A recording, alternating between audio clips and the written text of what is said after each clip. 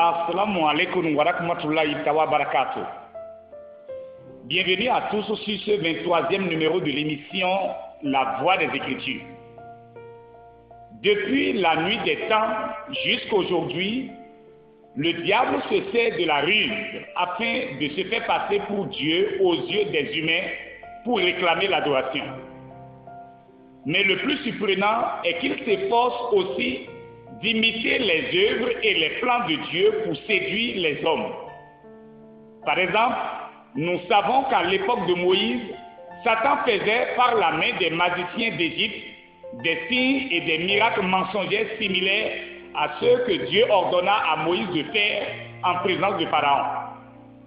Il faut du discernement pour comprendre qu'à travers la naissance de Mohamed, Satan essayait d'imiter le plan de Dieu pour le salut de l'humanité.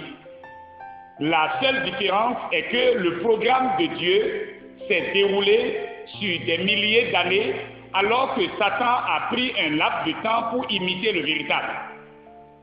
Nous savons tous que l'authentique prend du temps, mais l'imitation se fait à la hâte pour séduire à tout prix.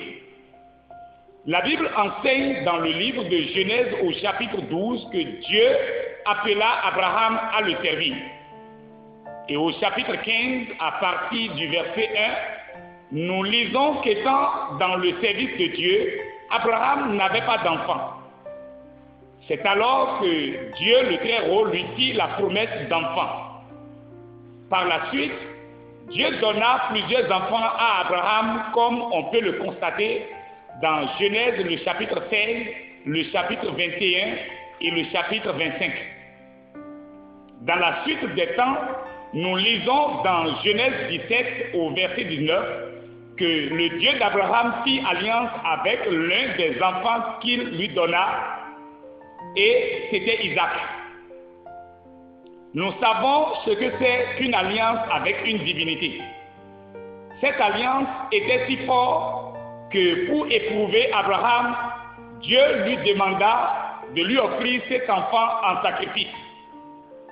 Dans Genèse 22, le verset 1 à 2, il est écrit: après ces choses, Dieu mit Abraham à l'épreuve et lui dit: Abraham. Et il répondit: me voici. Dieu dit: prends ton fils, ton unique, celui que tu aimes, Isaac, va-t'en au pays de Moria, et là, offre-le en holocauste sur l'une des montagnes que je te dirai. Vous remarquez que parmi tous les enfants que Dieu donna à Abraham, c'est celui qu'Abraham aimait le plus, c'est-à-dire son préféré, qui lui demande de sacrifier. Aussi mystérieux que cela puisse paraître, au 6e siècle de l'ère chrétienne, Satan va commencer une histoire similaire dans le désert de l'Arabie Saoudite avec la famille des Hicham. À la Mecque, la famille des Hachim était des adorateurs du dieu Yubal, le dieu le plus grand de tous les dieux de la Mecque. Par exemple, dans la Sirah Rasulullah d'Ibn Hisham, à la page 45, il est écrit: Yubal était une idole vénérée à l'intérieur même de la Kaaba, la plus importante de leur panthéon. Le grand-père de Mohamed, Abu Muttalib, était au service du dieu Yubal, dont le symbole était le croissant de lune posé sur un pied. Il était à son service dans la Kaaba. La Kaaba a toujours été le temple du dieu Yubal avec 360 autres idoles. Mais tout comme Abraham, étant au service du dieu Yubal, Abu Muttalib n'avait pas d'enfant.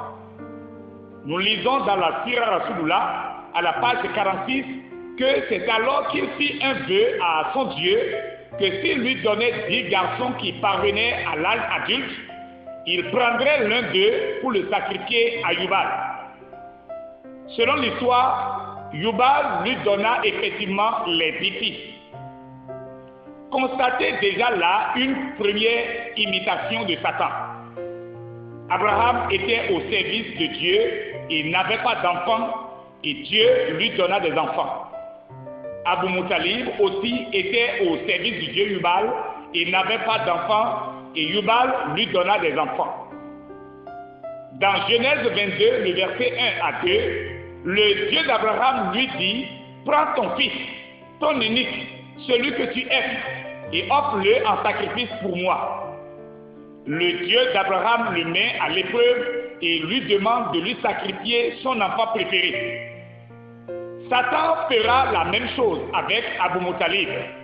À la page 46 de la Sira Rasulullah, écoutez attentivement ce qui est écrit. Nous lisons ceci. Il eut effectivement 10 fils adultes et jouit ainsi d'une protection assurée. Il les réunit un jour pour leur révéler son vœu et les exhorter à ne pas le renier. D'accord, lui dit-il, mais comment faire pour accomplir ce vœu? Prenez chacun un tesson de tirage au sort et inscrivez-y votre nom. Il le fit et revint le voir. Il les amena tous au pied du dieu Jubal, dont la statuette se dressait sur un puits sacré à l'intérieur du temple de la Kaaba. C'est le puits où l'on déposait les offrandes faites au temple. Abu Muttalib expliqua au prêtre préposé à la divination le vœu qu'il avait fait et lui demanda de tirer au sort le nom de l'un de ses fils. Le sort désigna Abdallah. C'était son fils préféré. Voilà ce qui est écrit dans la biographie de Mohammed. Quelle coïncidence! Dieu réclame l'enfant préféré à Abraham. Et le dieu Jubal réclame aussi l'enfant préféré à Abu Muttalib. Mais il y a plus surprenant que ça, chers auditeurs et auditrices. Qu'est-ce qui s'est passé sur le lieu où les enfants devraient être sacrifiés? Je vous prie d'être attentifs et de comparer ces deux récits tels qu'il est exactement écrit dans la Bible et dans la Sira Rasulullah de Mohammed. Sur le lieu où les enfants devraient être offerts en sacrifice, nous lisons dans Genèse 22, le verset 10, ceci. Puis Abraham étendit la main et prit le couteau pour égorger son fils. Comparez maintenant à ce récit dans la Sira Rasulullah d'Ibn Hisham. De la page 46 à la page 47, il est écrit ceci. Abu Muttalib tira sa lame, il saisit Abdallah par la main et l'amena devant les deux divinités, Isaac et Neila, pour le les sacrifier. Regardez par vous-même à quel point Satan cherche à imiter Dieu jusqu'à exiger la même obéissance de l'homme envers Dieu pour lui. Dans l'histoire d'Abraham, il est écrit que l'ange de l'Éternel empêcha Abraham d'offrir Isaac et va agréer le sacrifice d'un bélier à la place de son fils préféré. De la même manière, à la page 47 de la Sira Rasulullah, Satan fera la même chose. Il est écrit que Jubal va agréer finalement 100 chameaux de la main d'Abu Muttalib à la place de son fils préféré Abdallah. Or, selon la loi de Moïse, le chameau était regardé aux yeux de Dieu comme un animal impur dans Lévitique 11, le verset 4. Et c'était la rançon d'Abdallah. Ce qui signifie que Jubal est un esprit impur agréant des choses impures. Nous savons que Dieu ne fait rien au hasard. Par le sacrifice d'Isaac, Dieu voulait révéler à Abraham son plan de salut pour l'homme déchu. Isaac représentait l'homme déchu qui méritait la mort éternelle. Mais Dieu lui-même a pourvu à un agneau qui a souffert la mort pour que l'enfant ait la vie. Dieu était donc en train de révéler à Abraham l'ombre de ce qu'il allait accomplir plus tard par la descendance d'Isaac. C'est la signification du sacrifice d'Isaac. Satan savait bien cela, mais voulait juste imiter. Le Seigneur Jésus a dit dans Jean 8, le verset 56, « Abraham, votre père, a tressailli de joie de ce qu'il verrait mon jour. Il l'a vu et il s'est réjoui. » Par la suite, le Christ est venu dans le monde par la lignée d'Isaac, c'est-à-dire la lignée de l'enfant qui devrait être sacrifié au Dieu d'Abraham. Et Satan a fait encore la même chose avec Mohamed. Mohamed est l'enfant d'Abdallah, c'est-à-dire l'enfant qui devrait être sacrifié au Dieu Yubal. Regardez par vous-même la ruse du diable. À sa naissance, l'enfant Jésus sera présenté au Dieu d'Abraham dans son temple à Jérusalem. Satan fera la même chose avec Mohamed. Nous lisons dans la Sira Rasulullah, à la page 50, que Abu Muttalib a présenté l'enfant Mohamed à Yubal dans son sanctuaire, la Kaaba, au milieu des 360 idoles. Mais tout ceci avait une implication spirituelle. Dans la loi de Moïse, Dieu manifestait sa présence dans le temple de Jérusalem sur l'arche de l'Alliance au lieu appelé Très Saint. C'est dans ce temple de Jérusalem que l'enfant Jésus sera consacré au Dieu d'Abraham. Lorsqu'il a commencé son ministère, le Seigneur Jésus a révélé que l'heure était venue de passer de l'adoration dans le temple à un niveau supérieur, c'est-à-dire l'adoration en esprit et en vérité. Par exemple, dans Jean chapitre 4, le verset 21, il est écrit « Femme, lui dit Jésus, crois-moi, l'heure vient où ce ne sera ni sur cette montagne, ni à Jérusalem que vous adorerez le Père. » Et au verset 23, il dit « Mais l'heure vient et elle est déjà venue où les vrais adorateurs adoreront le Père en esprit et en vérité, car ce sont là les adorateurs que le Père demande. » La présence de Dieu quitta le temple parce qu'en Christ habita désormais toute la plénitude de la divinité.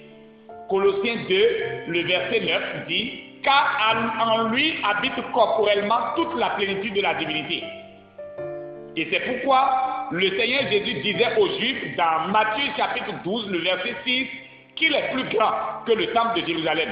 C'est-à-dire qu'il y a en lui une présence de Dieu supérieure à ce qui se manifestait dans le temple. Le temple n'avait plus sa raison d'exister parce que Hébreux 1, le verset 1 nous dit que Dieu a choisi de s'adresser directement aux hommes par le Fils qu'il a établi héritier de toutes choses. Et c'est pourquoi Christ a prédit la destruction totale du temple dans Matthieu 24. Satan fera la même chose avec ses adorateurs arabes mécois. Avec l'avènement de Mohamed, il était temps pour Satan de faire passer ses adeptes de l'adoration par les idoles à un niveau supérieur, c'est-à-dire l'adoration par le biais d'un homme qu'il possède tout en conservant le temple d'idoles et la pierre noire qui étaient des objets de sa vénération.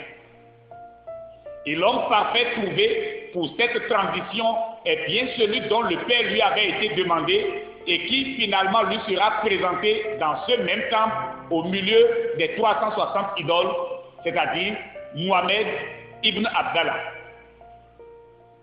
Ainsi donc, de même que la plénitude de la divinité habite corporellement Christ, en Mohamed se trouvait la plénitude du Dieu Yubal. Et c'est pourquoi sa statuette n'avait plus raison d'être dans la Kaaba. Comme Yubal habitait pleinement en Mohamed, il ne supportait plus la rivalité des 360 autres idoles et c'est la raison pour laquelle il fit détruire par sa main leur statuette afin que l'adoration revienne à lui seul au moyen de la conservation de la Kaaba et de la pierre noire. Mohamed a détruit aussi la statuette de Yubal parce que sa plénitude était déjà en lui. Vous vous demandez pourquoi Mohamed a détruit toutes les idoles et a laissé la pierre noire qui était pourtant un objet de vénération du Dieu Yubal. Voilà la vérité. Et tout ceci juste pour se faire passer pour Dieu afin de séduire la multitude. Beaucoup de personnes savaient que Mohamed était possédé.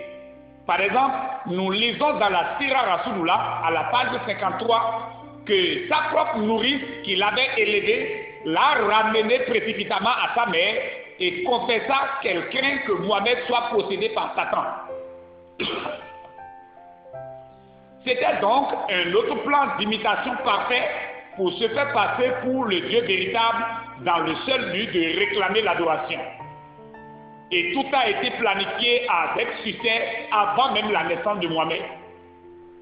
Chers musulmans, ouvrez les yeux et voyez par vous-même comment le Dieu véritable peut arracher un temple de 360 idoles et en faire sa propriété. Et comment Dieu peut encourager ses serviteurs à voyager dans un pays lointain pour embrasser une pierre. Et comment Dieu peut prendre celui dont le Père a été demandé à un fétiche pour en faire son messager. La Bible dit dans 2 Corinthiens chapitre 6 au verset 16 qu'il n'y a aucun rapport entre le temple de Dieu et les idoles. Des milliards de personnes sont séduites par cette religion montée de toutes pièces par Satan. Mais les yeux de quelques-uns s'ouvriront avant la fin. Nous prions pour vous afin que vous fassiez partie des quelques-uns. Shalom à tous et à très bientôt. Nos contacts restent les mêmes. Plus 229 61 73 45 32 32 32